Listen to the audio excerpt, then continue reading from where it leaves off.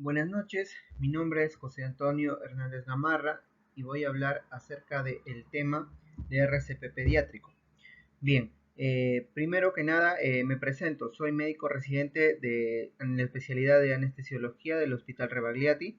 El tema que voy a tratar ahora es el RCP pediátrico, tratando principalmente de hacer una comparación o qué cosas son las que principalmente tenemos que tener en cuenta durante la realización del RCP pediátrico, qué puntos lo diferencian de un RCP pediátrico a un RCP en la población adulta, las posibles causas en los diferentes tipos de poblaciones, también qué medicamentos vamos a usar y de una manera rápida tratar de memorizar el algoritmo que nosotros vamos a utilizar para tratar de resolver los diferentes ritmos de paro cardiorrespiratorio en la población pediátrica, ya sean estos fibrilables o desfibrilables. Bueno, entonces el contenido de la exposición es la definición de paro cardíaco en lactantes y en niños, que se define como el cese de la circulación sanguínea causada por una actividad mecánica cardíaca ausente o ineficaz. Es decir, que el gasto cardíaco no es el suficiente para que pueda abastecer de una perfusión adecuada a las diferentes partes de nuestro cuerpo, y de esta manera se entra en un estado de hipoperfusión. Dentro de las secuencias del paro cardíaco, las fases iniciales se manifiestan como estados de hipoxia o asfixia para luego llevar al paro cardíaco súbito. Los factores de riesgo que se, que se encuentran o que son los determinantes en el paro cardíaco en lactantes y en niños tenemos a la miocardiopatía hipertrófica, una arteria coronaria anómala, las miocarditis asociada principalmente a infecciones por virus, las intoxicaciones por fármacos, que vienen a ser causas no consideradas dentro de las principales, eh, y principalmente la causa o las primeras causas de paro cardíaco en lactantes y en niños vienen a ser las malformaciones o las cardiopatías. Bien, entonces, como ya mencionamos, en la definición del paro cardíaco, las causas pueden ser el, o pueden estar dentro de la mnemotecnia que nosotros llamamos a las H's y a las T's. Estados como por ejemplo la hipovolemia, la hipoxia, la variación del pH considerado dentro del hidrogenión, la hipoglucemia, un estado de hipo o hiperpotasemia y de hipotermia también son consideradas como causas del paro cardíaco, que deben ser o debemos tenerla en cuenta cuando nosotros estamos dentro de las maniobras de la reanimación del RCP. Cuando nosotros tenemos este tipo de causas, tenemos que tener en cuenta la importancia del examen físico o de la historia clínica del paciente, porque por ejemplo en un estado de hipovolemia en donde el paciente o especialmente en la población pediátrica haya perdido hasta más del 30% de su volumen sanguíneo efectivo, por más que nosotros realicemos adecuadamente las maniobras de RCP, no se va a poder resolver este problema si nosotros no atendemos a la principal causa, que viene a ser el estado de hipovolemia. También dentro de las causas enumeradas dentro de las T tenemos al neumotoras a tensión, el taponamiento cardíaco, los tóxicos, la trombosis pulmonar y la trombosis coronaria, cada uno de los cuales tiene un tratamiento etiológico, es decir, que nosotros no vamos a poder sacar del paro cardíaco a un paciente lactante si en primer lugar no resolvemos cada una de las causas, ya sea un neumotoras a tensión, un taponamiento cardíaco. Utilizamos el antídoto en el caso de los tóxicos. Ahora, nosotros para reconocer el paro cardíaco tenemos que tener en cuenta algunos signos. Estos signos vendrían a ser lo que nosotros evaluamos o vemos durante la evaluación del examen físico. Estos signos son la ausencia de respuesta, que el paciente no respire normalmente, o que solo presenta una especie de jadeo o boqueo, o que nosotros no detectemos el pulso. El tiempo que se considera para que nosotros no detectemos el pulso es 10 segundos en un sitio de evaluación, ya sea que evaluemos el pulso braquial, el pulso carotidio o el pulso femoral. Luego de eso, cuando reconocemos estos signos, que son signos propios del paro cardíaco, tenemos que diferenciar los ritmos de paro cardíaco. Por ejemplo, tenemos aquí a la clasificación de los ritmos desfibrilables y los ritmos no desfibrilables.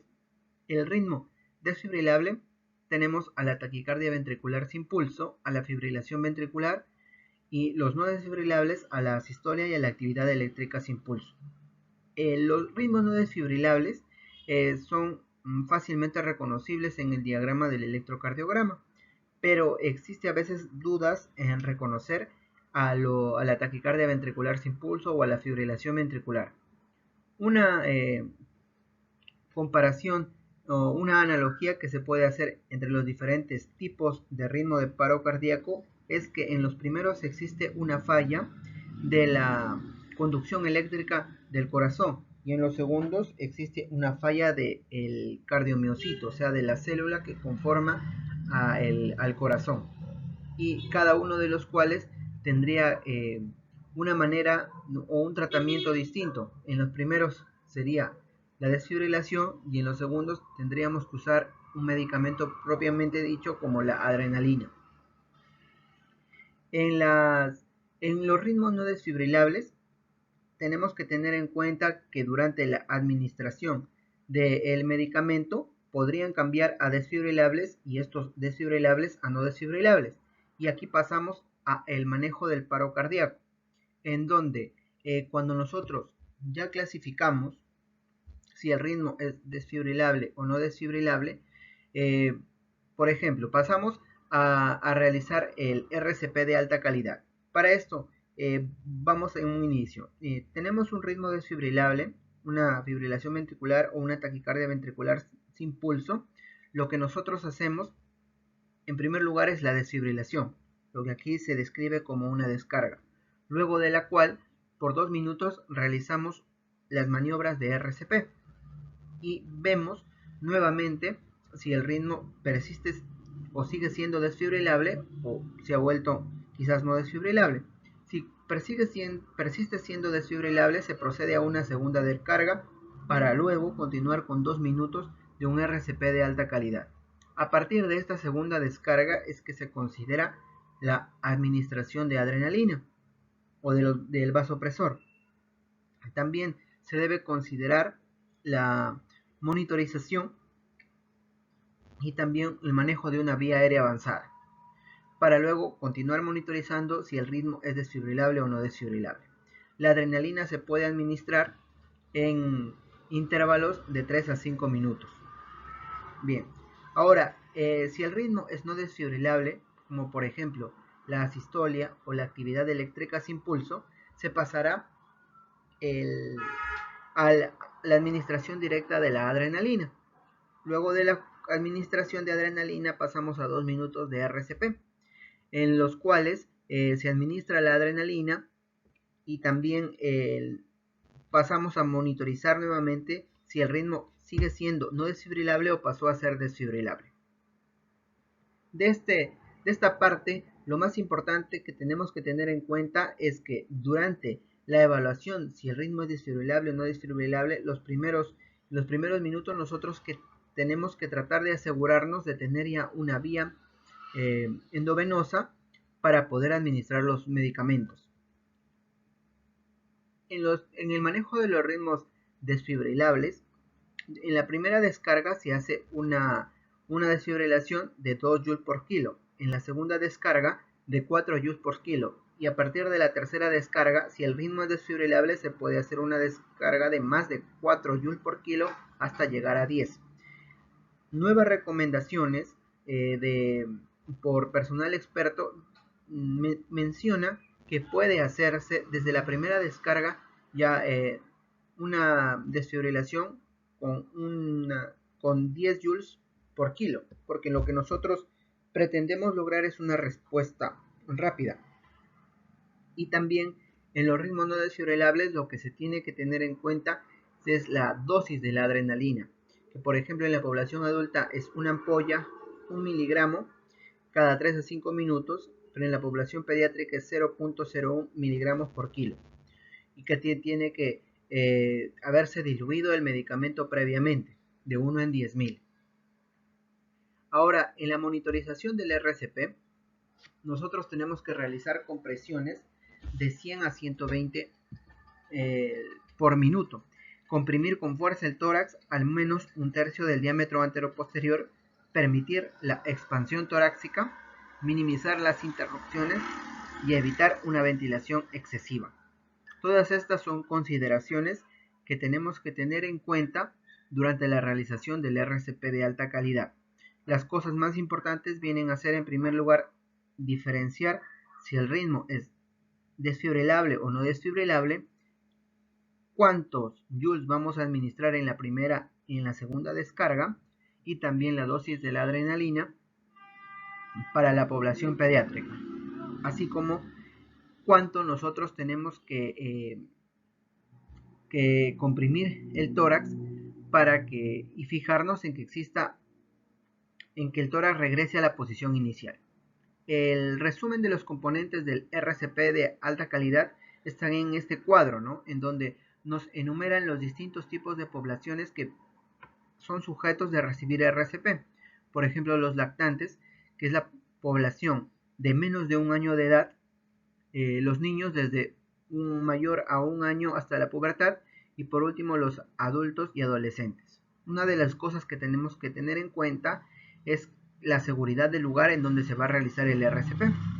Y el otro cuadro muy importante es que para la población lactante y niños, cuando se realice el RCP con un reanimador, se hace las compresiones en una relación de 30 a 2, mientras que si es con 2 o más reanimadores, de 15 a 2.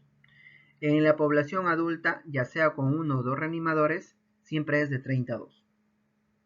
Bien, otra de las cosas que tenemos que tener en cuenta es que la manera en que nosotros vamos a realizar la profundidad, que es distinta en la población adulta a en la población pediátrica. Entonces, este cuadro nos permite diferenciar que el RCP es distinto en la población adulta a la población pediátrica. Como ya nosotros vemos, según la guía de parada cardíaca para la población pediátrica, el PALMS, nos insta a tener un acceso vascular adecuado para que nosotros podamos administrar correctamente las drogas que sean necesarias. Pero previamente tenemos que incluir un adecuado análisis del ritmo, un establecimiento de un acceso vascular, saber con cuántos joules vamos a desfibrilar, mantener una adecuada terapia de medicación y un manejo avanzado de la vía aérea, que vendría a ser la intubación orotraqueal. La administración de los medicamentos por la vía intravenosa o intraósea es manejada por personal experto, y lo que tenemos que tener en cuenta es que la vía intravenosa, luego de la administración, tenemos que haber administrado 5 mililitros en bolo de solución salina para que el medicamento haya pasado adecuadamente. El otro acceso que podemos usar es de la vía endotraqueal, en donde la vía endotraqueal utiliza adrenalina en dosis 10 veces más que la vía endovenosa, porque nosotros ya conocemos que medicamentos que se administran por vía oral o por vía endotraqueal tienen una menor tasa de absorción que medicamentos administrados por vía endovenosa. Estos medicamentos que se utilizan en el paro cardíaco pediátrico, tenemos aquí a la adrenalina, a los medicamentos antiarrítmicos como la miodarona y la lidocaína, y a los medicamentos como el sulfato de magnesio y la atropina. Cosas que tenemos que resaltar es que la adrenalina la utilizamos a dosis de 0.01 miligramos por kilo. La amiodarona y la lidocaína son antiarrítmicos que se utilizan luego de la administración de la adrenalina. También la atropina, que nos permite aumentar la frecuencia cardíaca principalmente, y que debe ser utilizada solamente en casos de bradicardia. También otros medicamentos como el calcio y el bicarbonato de sodio. El bicarbonato de sodio, que nos permite corregir el pH del paciente y de esta manera permitir el efecto de las drogas como la adrenalina. En resumen, la secuencia que tenemos que tener en cuenta para el manejo es que si nosotros nos encontramos ante una fibrilación ventricular o una taquicardia ventricular sin pulso, lo que se tiene que tener en cuenta es que nosotros debemos hacer 2 descargas antes de considerar la utilización de la adrenalina, y siempre monitorizando si el ritmo persiste o sigue siendo desfibrilable o pasa a ser no desfibrilable. Los 2 minutos de una adecuada RCP con contracciones adecuadas para que nosotros podamos nuevamente evaluar el tipo de ritmo al que nos enfrentamos en el paro cardíaco. También en las secuencias de tratamiento de una asistolia o una actividad eléctrica sin pulso, aquí de inicio utilizamos a la adrenalina, pero siempre luego de los 2 minutos de RCP tenemos que ver si el paciente tiene o no, cambia o persiste en un ritmo desfibrilable o no desfibrilable. Gracias.